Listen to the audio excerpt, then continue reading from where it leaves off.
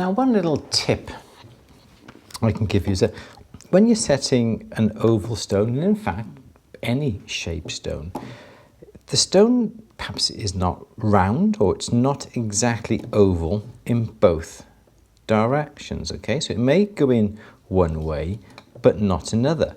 Now when you come to cut a bezel, you need to cut it for the stone, obviously, but you need to have the bezel cut in the right orientation all the time. So basically I'm going to try and get the stone in this position.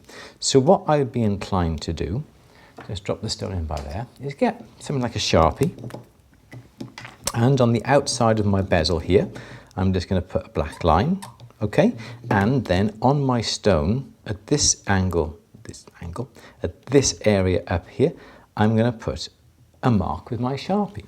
So now I know that when I come to fit the stone, I fit the stone in this direction all the time. I won't make a mistake and accidentally put it in this direction.